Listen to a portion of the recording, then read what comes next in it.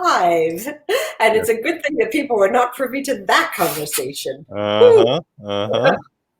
All right. So Good Friday. Good Friday. Is that how I say it? When I greet people, am I supposed to say, I don't think I'm supposed to say Happy Good Friday. It's a solemn occasion. A solemn day. Yeah. So Yeah. can I say Good Friday?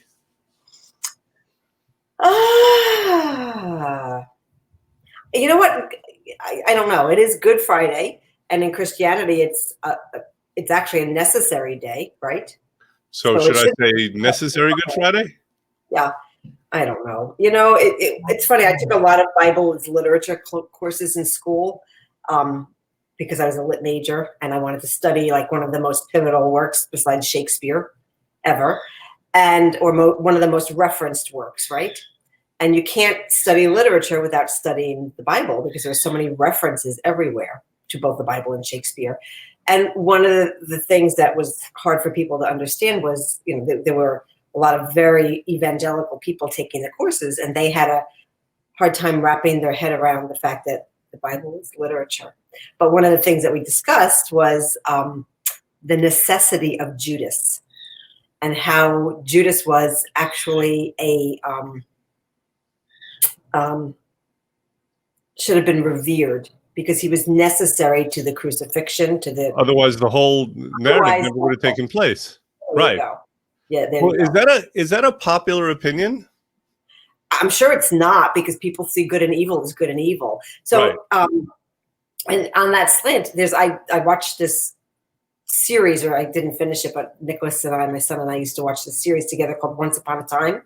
It was made by the creators of Lost, so it kind of had that feel to it. And they told the stories from a different slant. The Disney stories from a different slant to show how there's good and evil in both people, and redemption is definitely achievable even within the darker forces. Much like Maleficent shows the slant from Maleficent's side. So it really is interesting. I don't think people ever really think about it like that. I don't think people,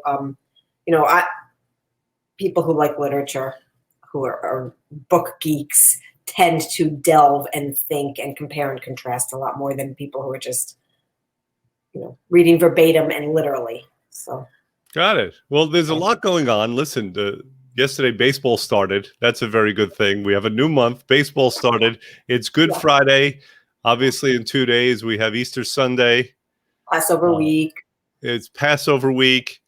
It's going to be the last freezing cold day today. That's my prediction. I don't know that for sure. But it's freezing cold today. So I think that good things are happening. Of course, I've been saying that, and that's just part of my very positive nature. Pollyanna 2.0. Yeah. But the Yankees lost, though. I can't stand it when they lose. How am I going to do this? There's another 161 games to go. I can't have them losing. Are there live games? Are there actually people in the stands, or there's 20%? So they're doing 20%. So the Yankees had like 10,800 people there yesterday. But it was something. It was better. It's a gradient approach, Jen. It's not just going to be like, all of a sudden the spigots are going to turn on. It's not going to happen like that. I know. I'm corona'd out. I'm just like, at this point, it's so weird to have conversations with people because there are just two camps, and I'm just considerably stunned on a regular basis that, anyway. We're still here. Well, this brings me to another point that you and I were touching on before, which is we're doing a survey now. I'm going to ask you to be the poll taker. Mm-hmm. We want to find out what is wanted and needed right now from people who are listening to us. I mean, do we have a change of format? We've considered just making a British exit and then and leaving, but I feel like that's rude. That would be you, because that's a guy style. Guys ghost. That's it. Women are like, so it's not you, it's me. We need to do this fun episode. The coronation, as you've said before, was designed to give people something to do during lockdown. Lockdown has mostly ended. That's right. And we have gone back and forth about controversial subjects and gone back to non-controversial subjects. And we've kind of been all over the place. The format has been just what it is. you know, you're going basically once a week without me because my schedule has changed here like drastically also. So I think we should cut back to once a week.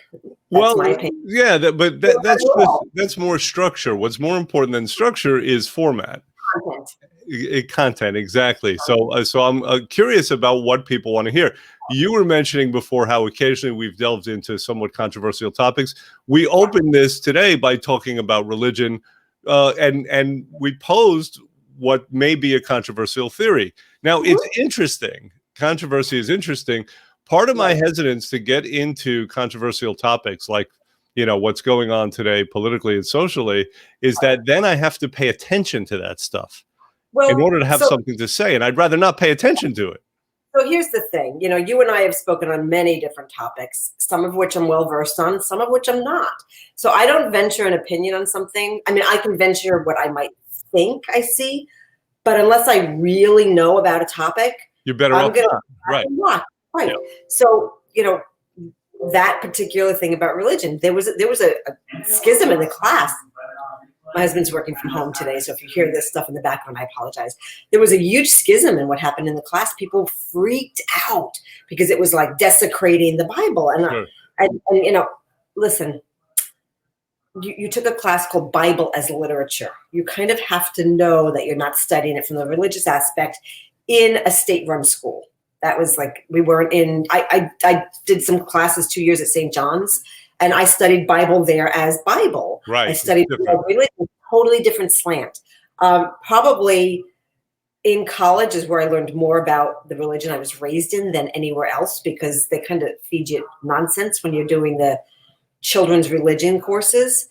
And when you become an adult, quote unquote adult, they teach you more in depth about what's going on, which is really kind of nice to do. But when I took the courses actually it was CUNY, it wasn't a state-run school, it was CUNY, City University of New York, nobody was studying religion there because it's not a religious school. It wasn't a private school. So we have to make sure that our audience is savvy enough. And I think they are. I think we have a very mature adult audience. And we can preface it by saying that if we're going to talk about this topic, if it's religion, please understand that we're not being disrespectful. We're studying it as, religious aspect aside. You and I are both very deeply spiritual people. Neither one of us would what's the word I'm looking for? Deem, that's not the right word. Dare, that's not the right word either. Deign, deign, that's what I was looking for. Thank you. Neither one of us would deign to be disrespectful to anybody's religion. So right, of course, what's disrespectful is in every individual's eyes. Yeah, it is. So however, we want to do a poll, and like I said, I'm electing you the pollster. Right. Let's find out what it is that people want to hear about. What's going to help people. What's wanted and needed, and then, like I said, we would still have possibly, depending on what people want. I know what Andrew is going to want, but depending on on what people want, then there's the question of now do we have to actually study and delve into some of these things? There's one topic that's in the political social realm. It's the only thing I'm paying attention to, and I'm thinking about talking about it, but I don't know. My thing is, if I'm going to speak about something like that, I have to drill it down into what an individual could take from it, because otherwise it's all just disempowering and it's all just a lot of drama. But what points are there that we can use to forward us? That's where I need to drill down. Agreed. So what I think basically when you're looking at any topic, there are a couple of things that you need to look at. First of all, you need to be able to confront the topic. You need to look at it, take a good hard look at it from a non-emotional perspective and really look and really see what's there. And you need to be able to use specific tools to analyze with critical thinking skills exactly what's happening. A lot of people listen, but they don't look. And that's a big problem, because I can be calling you a jackass and it doesn't mean that I think that you're a jackass. Like one of my What would it mean? It's actually a term of What endearment. might it mean? Oh, okay. So that's my point. Okay. So somebody might hear that and be very offended by it, Sure. and not looking at the body language, and they're not looking at the laughter between the two of us. Like, Frank's a goofball. You've known him a lot longer than I have, right? He's like a total, and when he gets totally goofy, I'm like, oh my God, I married a jerk. And we crack up, and he hugs me, and then he has a son, and they're like jerk 1 and jerk 2, like the thing 1 and Jerk thing and 2. jerkier. Jerk and jerkier, yeah. So it's like J1, J2. It's very funny. Like, I call my son a whole host of names. My daughter calls me poop face or whatever she calls me. None of it means anything. So people need to look at that. They need to have the confront to be able to see what's really happening, to look. Thanks, Mom. They need to be able to really see and not listen, like look, don't listen. And they need to be able to discuss those things and see the impact of what's happening. So there are a lot of tools that we could use to be able to have people track along with us, follow along with us. That's one of my mom's favorite things, like track along, memory banks. She's so funny, my mom. If that's what's wanted and needed. If that's what's wanted and needed. And that's that's what we don't yet know. So I'm going to make the request, although you are the official pollster. I'm going to make the request. Please get in touch with us, and it doesn't have to be in a public forum. It could be privately. And let us know what it is that would benefit you, what you'd like to hear about. I've gotten some messages from people asking us that we do more politics. Is that right? Why would you? There's so many forums for that. It doesn't even make sense to me. So because we are common people talking about it. And yourself. Common. You're calling me common? I'm not common. I'm not. Wait. I need. Can I do this? That's for sure. That's highly uncommon. That's for sure. My mom, the peanut gallery is kicking. We are. Good way. Yes. Sure. Right. You know, I will say that your buddy Andrew and I are similarly aligned with political views. So you know that. But in some ways you're not, though, because there are nuances. It runs the whole gamut. So in some ways you're not. Yeah. In some ways we're not. But overall, yeah. I think he's very analytical about things. I actually think you should have him on, Andrew, as a guest speaker if we're doing a political talk. He's super, super, super well versed. Like, he looks at in certain things. Absolutely, he is. Yeah, he studied. I don't know when he became a studier. It's impressive, actually. Yeah. And then I think Deb and I should have a talk. We should have a facetious conversation about conspiracy theories, because that would be fun. Okay. And we can look at things that have been debunked and things that have actually been proven to be true as conspiracy theories throughout the ages. I think that would be like a fun, lighthearted, slanted thing. How many people have you heard from who said that these are the kind of things that they want to hear about? A couple. A couple? Literally two? Literally, maybe three. Maybe three? Okay, yeah. It's a small sample size. It may or may not be representative. So here's the thing. People do like when we talk about the airy-fairy stuff. There's like a segment of people who like that.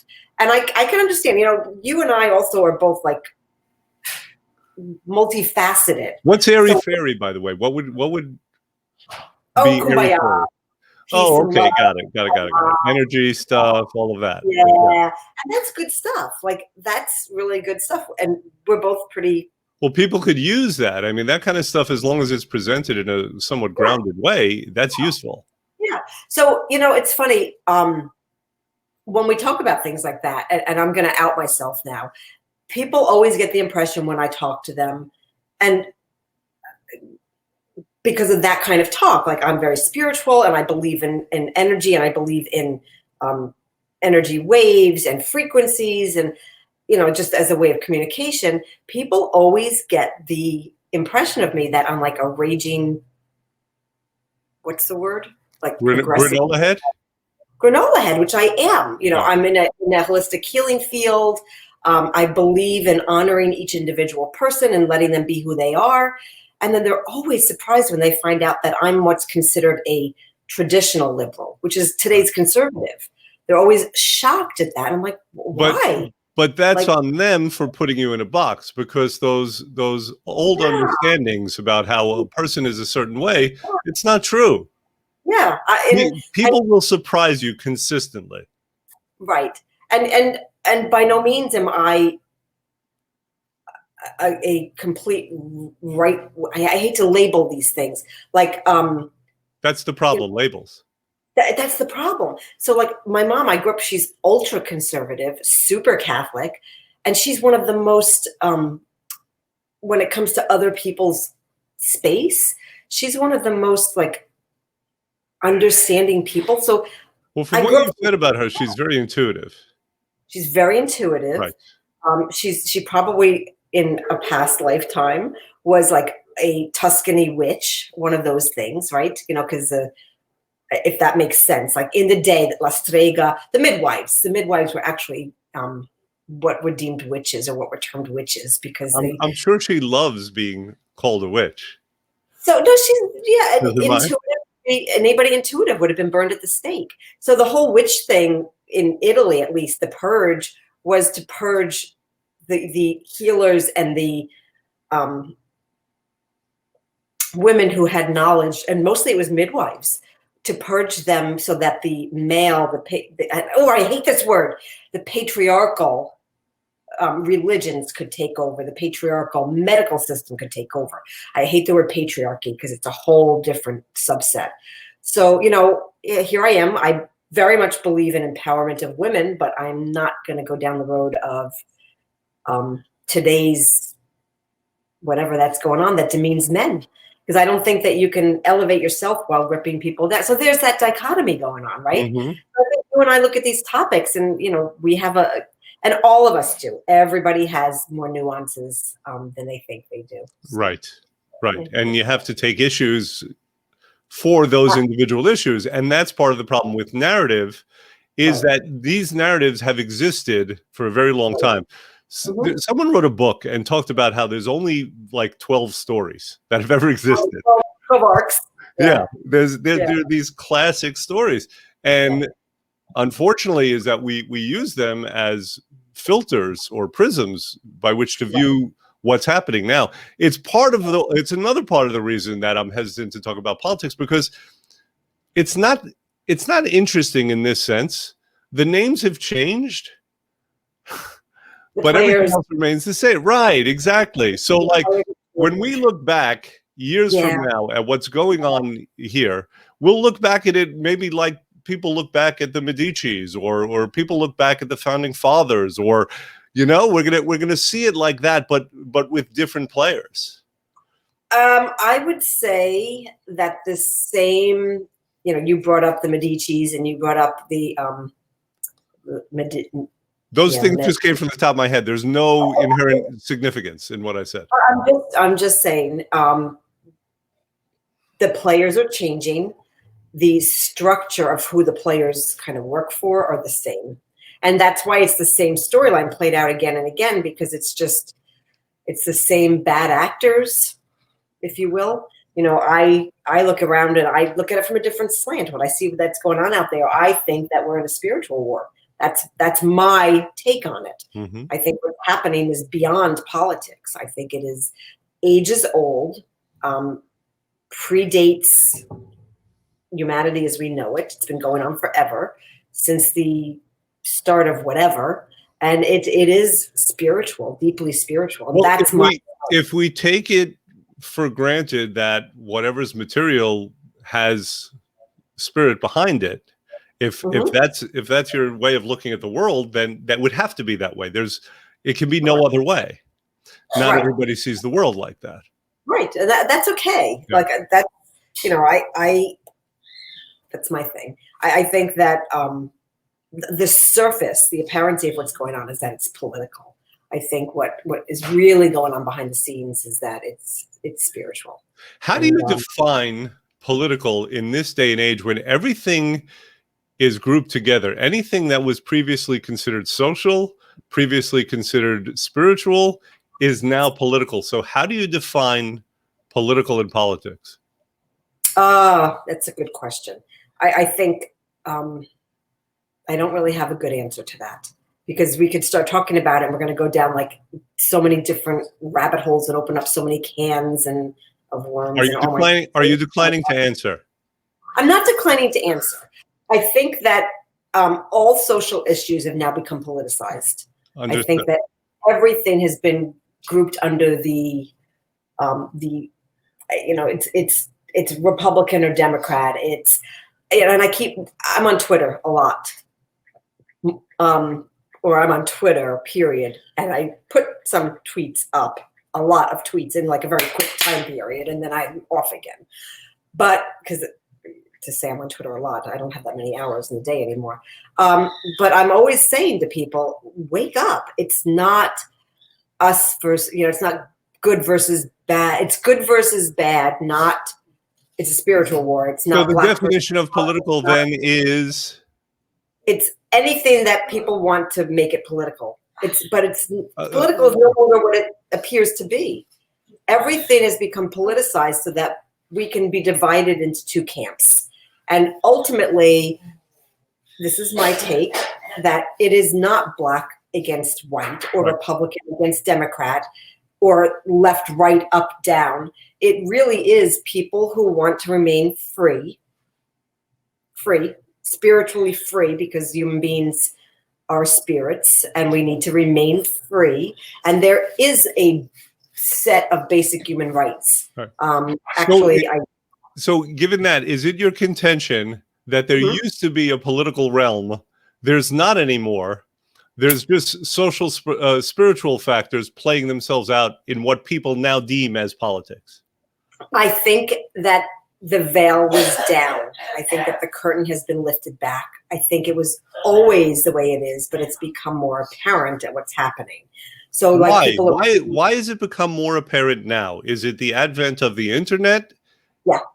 Okay. People are talking, I think. So in the past, like you mentioned the founding fathers before, where did they meet? It was bars generally. Bars and taverns and what would have been coffee houses or restaurants. That's or right. People houses, right? The parlor. So that has been supplanted by the internet. So the ability to get information out there is crazy. Obviously, nothing suffices for in-person or supplants in-person contact, which is side note, which is why we can't have too many people in bars and coffee shops and personal houses, and just saying. But I think that there's no longer an ability to keep things hidden. And I think that the chaos that we're seeing out there, my opinion, is because a light is being shined. What's the word? A light is shining down on what has been hidden for so long. And I don't think that things can remain hidden anymore. So I think the chaos I'm seeing is, yeah. So you think that the internet then has been beneficial? I do. And you think that everything is changing for the better. So what appears to be chaos, correct, is actually just a necessary upset, as in, well, you got to break a few eggs. Yeah. So the internet, and this is people call this a conspiracy theory, but things like Facebook were actually put into place, which is you could follow the trail on this to spy on the American public, to spy on people. It's a data collection service. It's data mining. And listen, I participated knowing that. However, what the powers that put that in, and it was like the alphabet agencies in our country and other countries, didn't realize is that if it could be used to spy on us, it could be used to spy on them too. And what's happening is all of the behind the scenes machinations that have gone on are being uncovered.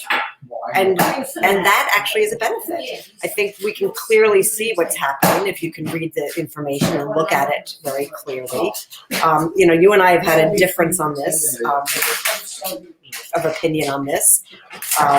They're so noisy in your house. It's always like, this is my dog barking outside. My mom I'm protesting right now to them making noise while we're going live. Methinks thou doth protest too much, my friend. No, I can't even say that anymore with these braces. I have a workstation in my kitchen, which is not going to stay here. I'm actually moving into the living room. I don't know if that's any better. So I'm giving up my workstation to make it a coffee station. That will tell you the importance of coffee in my life.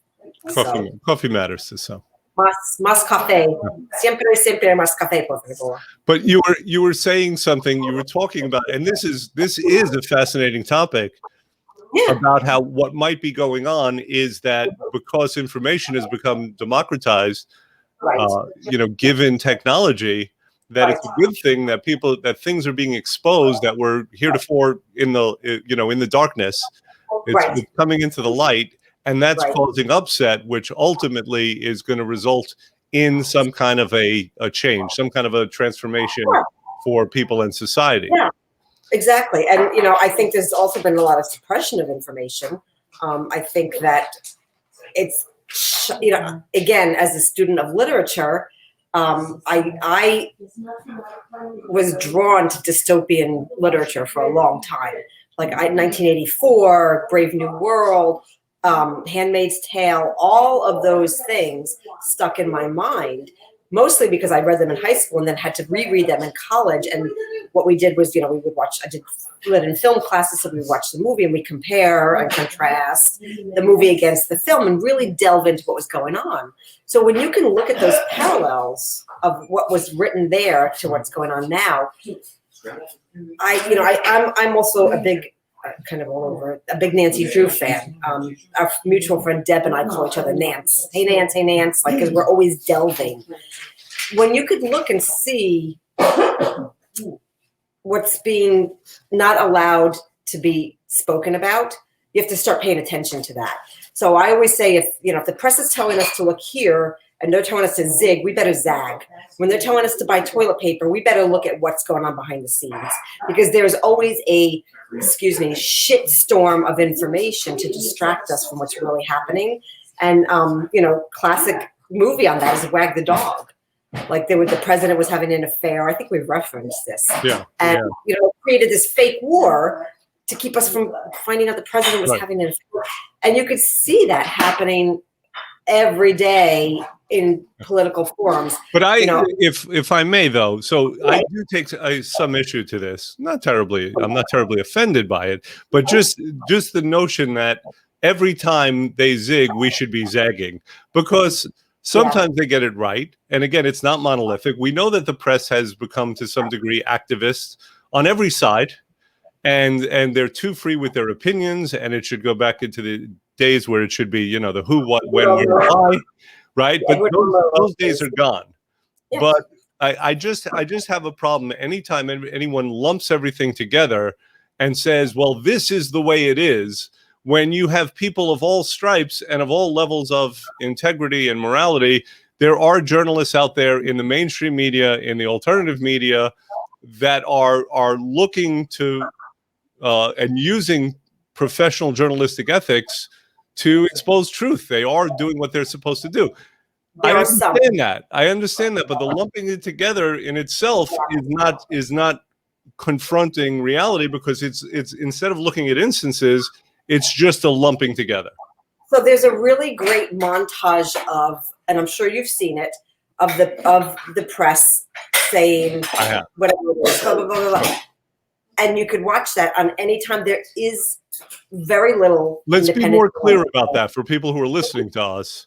There is a video that shows what seems like thousands of different, I guess, anchor people all saying the same exact thing. Yeah. So obviously that came from on high, and there was really no choice about that. Yeah, so we think we're watching independent media, and we're really not. Like, there are still, Cheryl Atkinson is one who reports pretty independently. There are people who in the news, and I'd have to pull up the information on them, who have spoken the truth, and they've lost their jobs, they've been blackballed. So if you go against a narrative, it's tough. I like to watch C-SPAN. C-SPAN is just, okay, Mom, thanks. C-SPAN is just recording of what's being spoken and what's being said, especially if you're looking at congressional hearings. A lot of that is nonsense also. A lot of that is people opining and agendizing. at least you're able to see exactly what's being said directly. And that's really, when you go to source, that's the way to be able to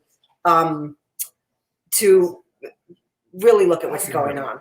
And even then, because, if you look at some of the great videos of CGI and of it's like 7D holograms, unless it's in front of your face and unless you're able to touch it, it even becomes like spotty on whether that's even real anymore. Right. There's so many facets of what's going on out there. That's amazing. And what you're talking about is what I've been conflicted about. I may talk about it because there's a situation. I think it's important. I think it's important socially. I think it's important, politically / governmentally, and I've seen source material, and I've also seen presentations of the source material, and everyone is putting their spin on it. So, lawyers say that there are actually 4 truths. There's your truth, there's my truth, there's the actual truth, and then there's provable truth. Right? So there are all of these different aspects. Yeah. My distrust of the press comes from some of the activism that I've done. And I've seen when there's money at risk, when there are corporations at risk, I've seen how the press slants it. Mm-hmm. And they're greatly in favor of the what's the word I'm looking for? Monoliths that are out there, the conglomerates. And there has been, and in my particular activism, the voices of parents have been silenced when there is a preponderance of daily evidence. And it's just, don't talk about that. And don't talk about that. And well, how can you not talk about that? Your duty is to report, not to decide what to report and what not to report, decide what's important. I've been interviewed, and unbeknownst to myself, until I found out afterwards, was on like Philly 3 News about that topic that I have near and dear to my heart. And they were actually kind about it. It was actually, a First Amendment issue, and they were pretty good about it. The problem came afterwards with the comments, and which I didn't read any of them. People told me that they were. I'm like, I don't really care. This is my fact. This is my truth. So. Right. Well, that's always going to be the case. So, unfortunately, I don't see the internet as a vehicle of light as you do. I see it as a vehicle, unfortunately, what it's become. It's not anything innately, right? It's just how it can be used. Right. And I see it more as a vehicle of conflict. It can be. What I took exception to a lot of the sites was conservative voices being silenced and truths and facts being silenced. Like, I would reference something directly from the CDC, and because it didn't fit the narrative of what Facebook, for example, wanted out there, they deemed it whatever their bots would say, whatever the fact checkers would say, non-factual or conspiracy theory. I'm like, excuse me, it's data from the CDC. Can't be conspiracy. Referenced sites from the CDC. So that's where I became like a little crazy. And I got to tell you something. I'm actually okay when they do those fact checks, because I think it's a fair middle. I'm going to tell you why. Yeah. I think it's a fair middle ground. As opposed to saying that certain views can't be heard at all.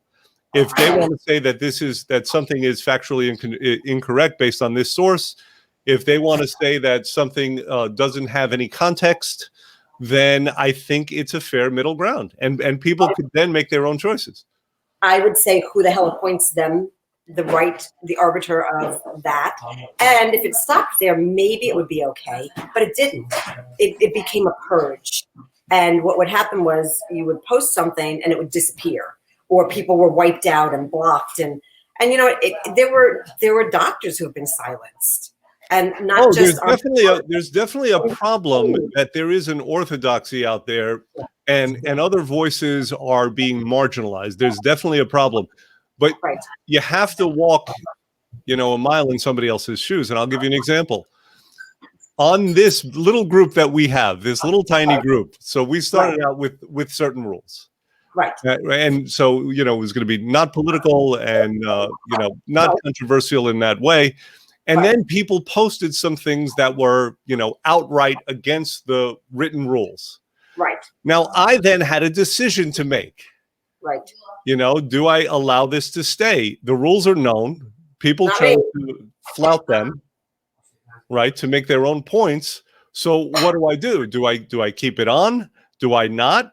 And I think when you're talking when you're talking about billions of people on a platform, those are tough decisions. And I'm saying that as somebody who had a video being taken down, which was very non-controversial. I still don't know why that happened. So even given that, I do understand that it's a really tough needle to thread for people who have a platform. Right.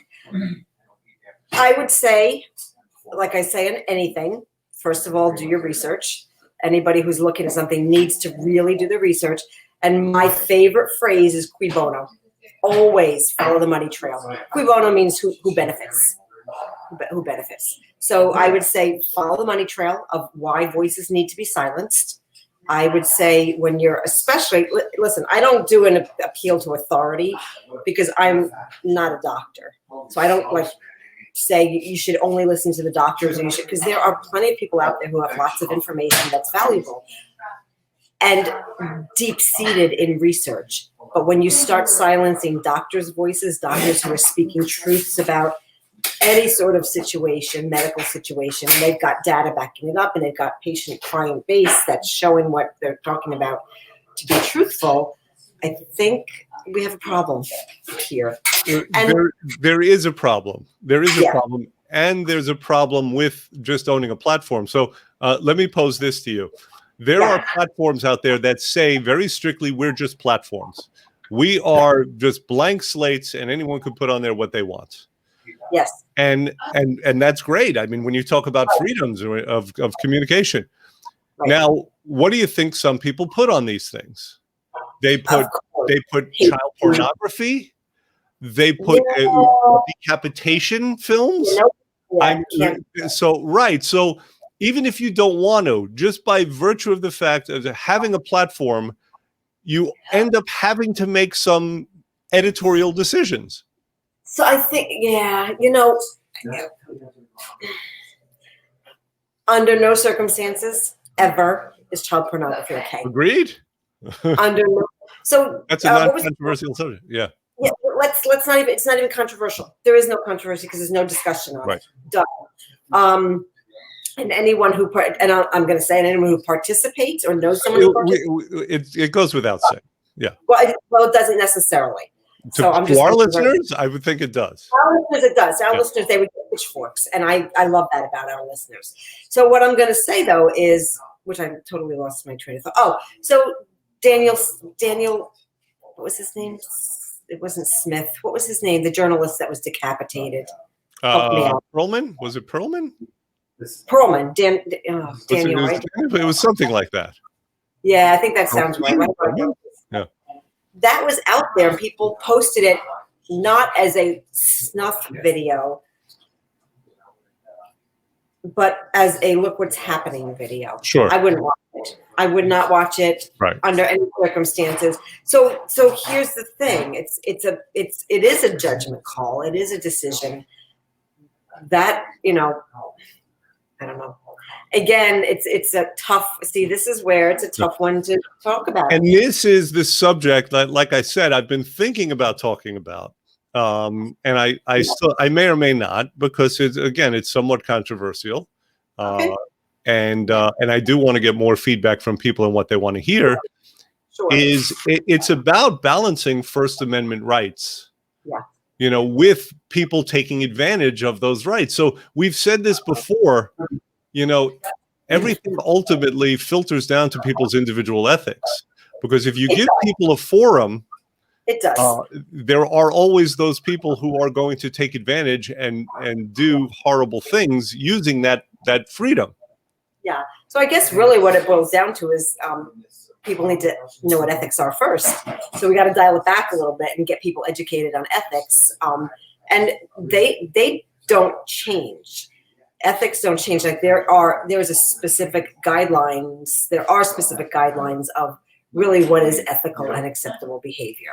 And it just boils down to, I can pull some up so we can talk about that. Actually, that could be a nice topic. It would be a popular topic. Do you think people want to hear about ethics, or they might feel that they're being lectured to?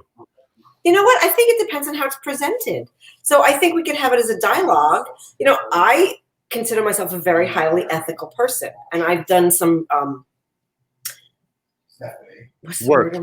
work. I've done some work recently that showed, yes, I am a highly ethical person, and what I thought about myself is true. And I also did some work that showed me that I needed to hone my ethics down a little bit more. Mm-hmm. On little things, because what we deem ethical, like there's a gradient. We love that word. I had to take a hard look at what I thought was ethical and what was not. And as we put our own ethics in, because we're the ones putting our ethics in, we do it also. What may become more ethical, what we thought was ethical, sometimes can be non-ethical. But I think, I'm going to give you a pure example of why I had a problem with some of the censorship. So you have parents posting stories of their children having reactions to medicines, right? So those are anecdotal stories, and people are saying that's not true, that doesn't happen. And so you're negating a parent's firsthand story, but then when the parents back up that data with information from the CDC, it's still deemed non-factual. So if you can hear me out. It might be deemed non-contextual. So in other words, and I'm just trying to define things, right? Yeah. If there is anecdotal stories have never been considered scientifically acceptable. Now, whether that's right or wrong is a different question. Remember, I'm a chiropractor. I know. Okay? So what I'm going to say here is from an anecdotal standpoint, when you have an overwhelming body of anecdotal evidence, anecdotal stories that all mirror each other, it becomes more than anecdotal. It actually becomes. I get that, but that is not the view of dogmatic science. No, so here's right?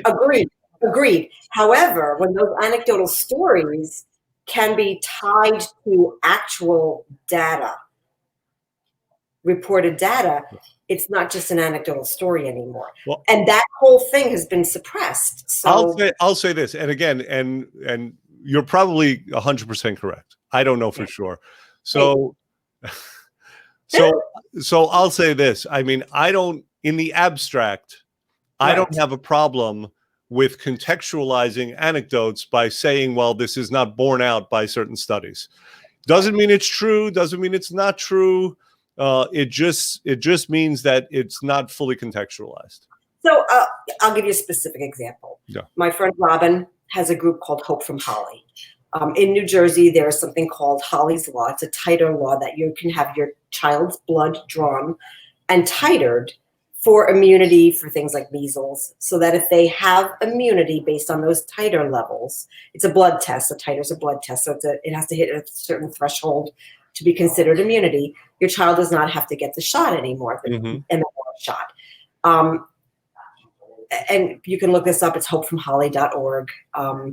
And the titer laws are clearly explained there. Robin's daughter, Holly, passed after her MMR shot.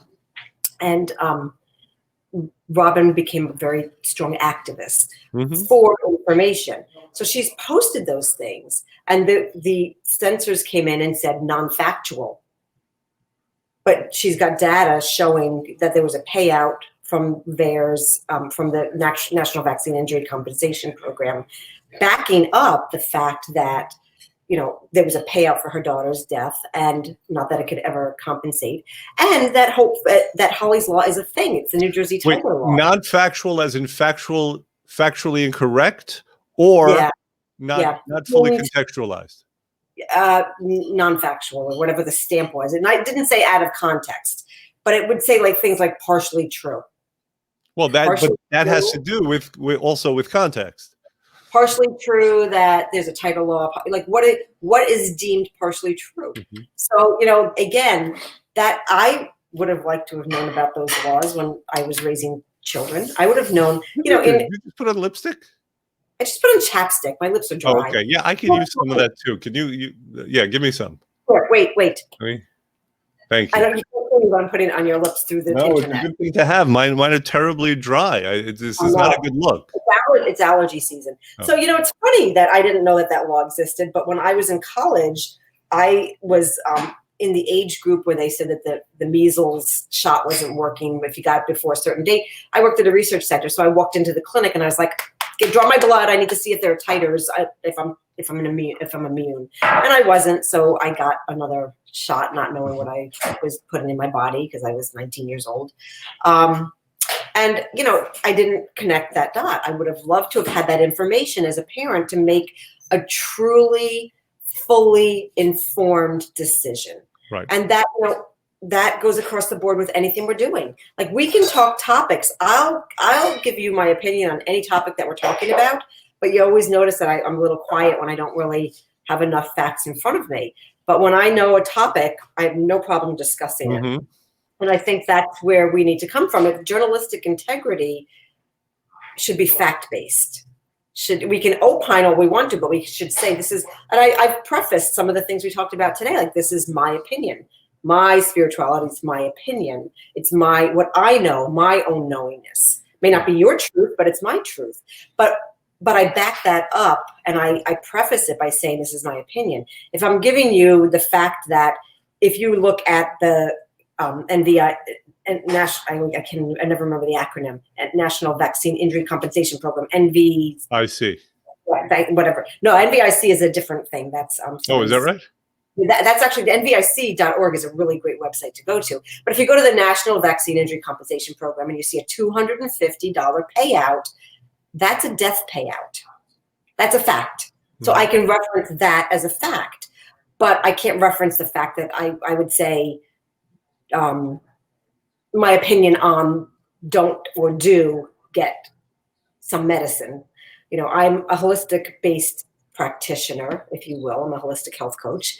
My opinions on what is fundamentally root cause healing, base level healing for the human body is very different than a medical doctor's viewpoint. I can reference back to facts on that too, but most people would consider it my opinion. So I'll hold that. This is my opinion.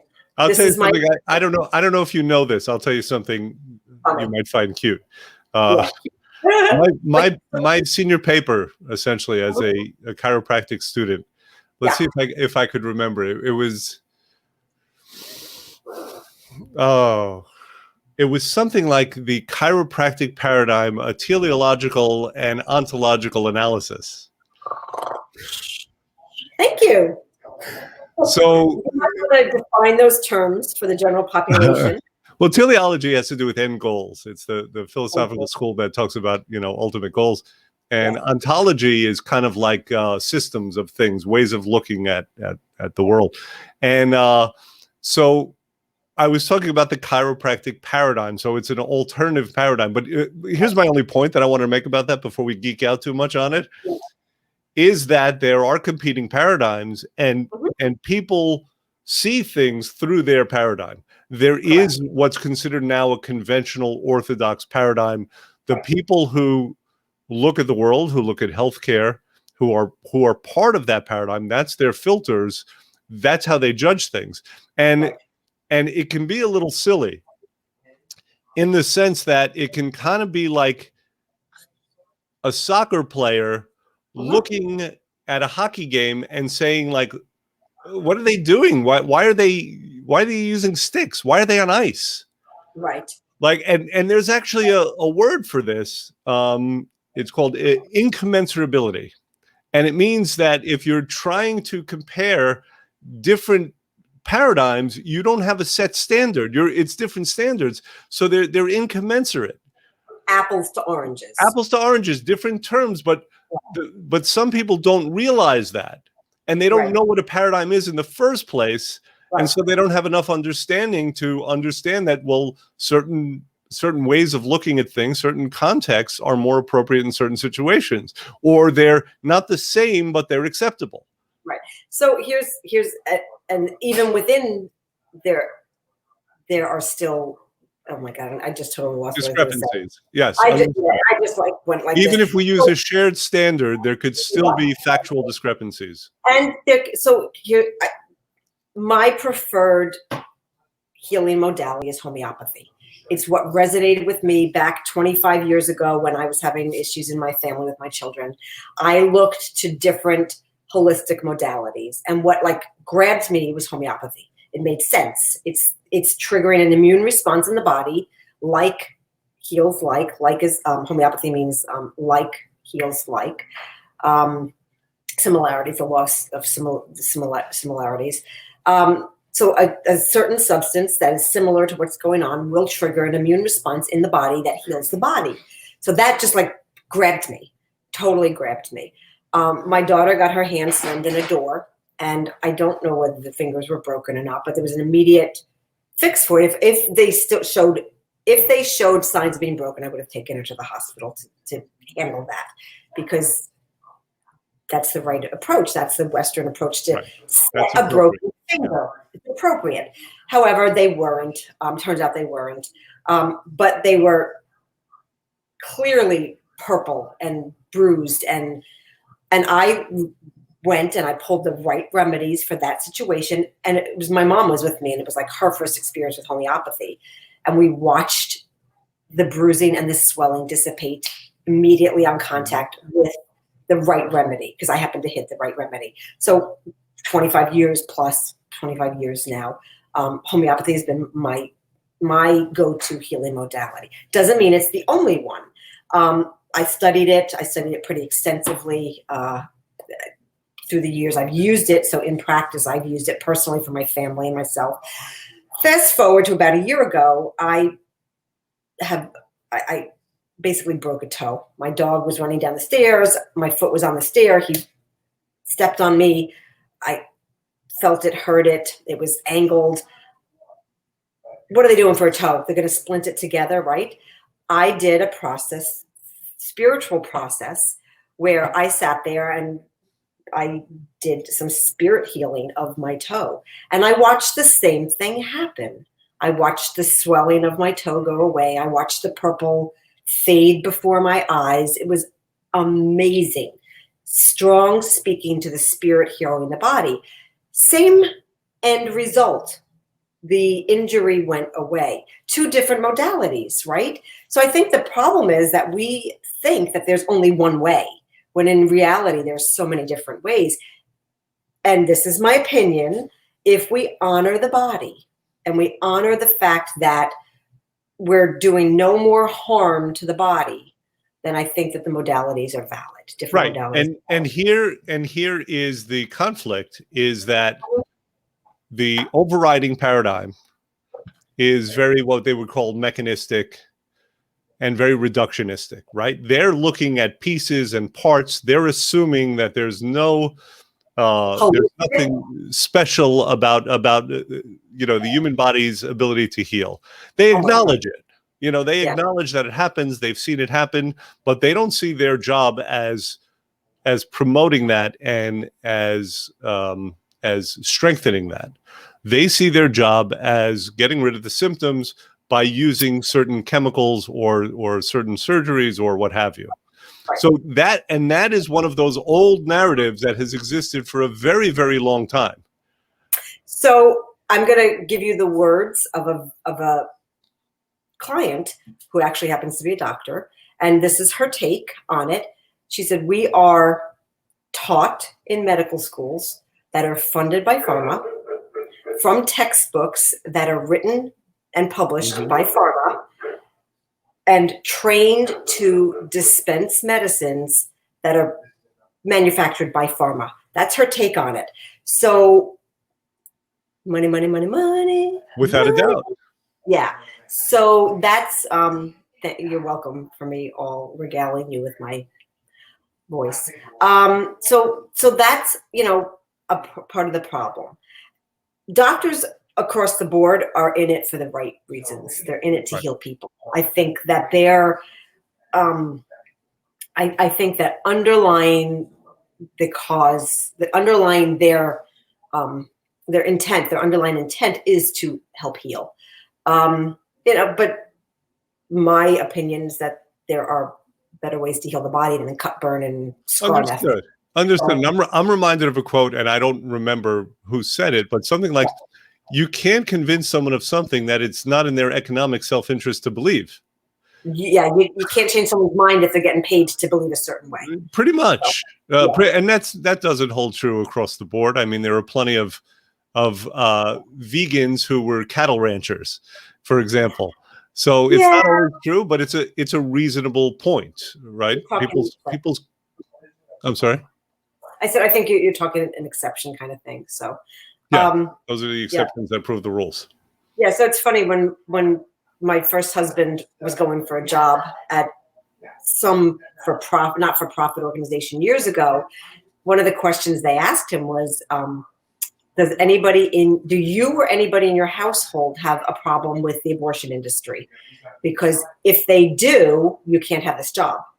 And he came home and he asked me, and I looked at him like, why are you even asking me? You know my answer on this, but you have to do what is right for you. However, he went back and he wasn't offered the job.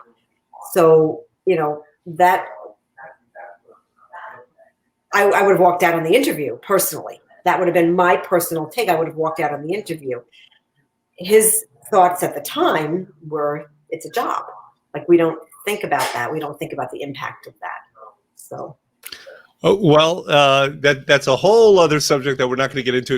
And I don't mean even the abortion aspect of it. I just mean the fact of, can a person do a job if they don't wholeheartedly believe in it philosophically? People do it all the time. People do it all the time, and there's not necessarily anything wrong with that. If you take a defense lawyer, they have to defend some pretty horrible people. This is where ethics come into play. Well, but there are competing ethics in that particular case, right? If you know somebody is guilty, well, you are a defense lawyer, and that is the job, and your job is to try the case. And if the person gets off, then that's you doing your job as part of our adversary system. Understood. I think, we have to take a hard look at just following orders too. So that's not a matter of following orders. You've chosen to be a defense attorney. Oh, okay. I'm just saying, in a general, if we're talking about what we get paid to do. So, for years, I know your position on following orders. So I'm a really great rule follower, actually. I know. When the rules make sense. When the rules don't make sense, I have and this is like the thing about laws, and I think it was Martin Luther King Jr. who said this, right?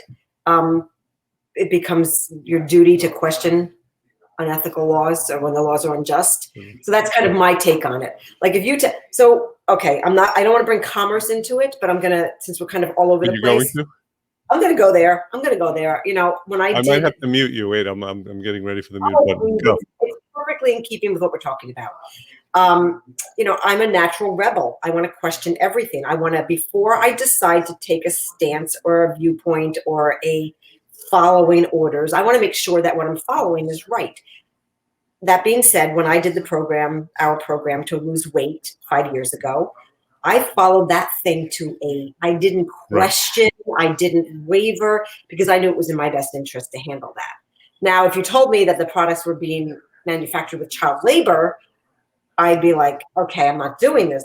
So there are always those nuances in what we're looking at. Sure. But again, I think what we should do on the next show, and I will take the poll, I'll put it down in writing, and I'll take into consideration what people are saying. I think we should do a little bit of self-hatting and hatting for everybody, so like training on what constitutes ethics. And I think that we're going to be surprised at when we look at it. Again, let's see if it's wanted and needed. Yeah. I mean, you're talking about a whole topic and a whole change of format. So let's see what people want. Why not? And it's going to be fun and interesting, also. Religion aside, if you looked at, and I'm not advocating for one religion over another, I'm just saying I'm referencing the 10 Commandments. Uh-huh. If you look at that without being in a religious context, it's actually a good formula for living. And there have been many varieties variety. I'm not speaking multi. I'm like, probably because I'm hungry. There have been many varieties of that through the years that are in keeping with that. Like, I'm sure Sure. there's some Buddhist rules, right? And I'm sure that there are some Jewish laws on that. That probably the Ten Commandments falls You under. mean as opposed to the Ten Commandments? I'm not a good Bible scholar. Despite having studied in school, I never studied it from a religious. Don't forget, there were supposed to be more commandments. I don't remember that. The tablet. Remember the tablet was broken? Broken. Okay. There you go. Yeah. So, in my religion, there is a list of formulas for living a happy life. And though when you look at those things in a non-religious context, those are actually great ethics to put in. Mm-hmm. And they're universal. They are universal because I think that human beings at core, we have an internal moral compass. When we go against that moral compass, shite happens. Like, we get sick, people around us get sick. When we're in keeping with what is the integrity of the human spirit, I think things go really well. Right. There's less discord. There's less discord because Okay, we're good. So listen, don't forget to put up that poll. Everyone, please answer, even if you don't want to. Yeah. That should be one of the answers. Yeah. I refuse to answer. So yeah, please answer. This way we'll have a better understanding of what's going to happen going forward. By the way, the reason this conversation came up is because we are a year old. This is our year-long anniversary, and circumstances are changing out there. Right. All right. And the idea of just leaving without even a note or anything like that, that's distasteful to me. And this is a lot of fun also. So let's figure this out. Yeah. All right. Anything else? Good. I'm hanging up on you. All right. Everyone have a great weekend. Bye.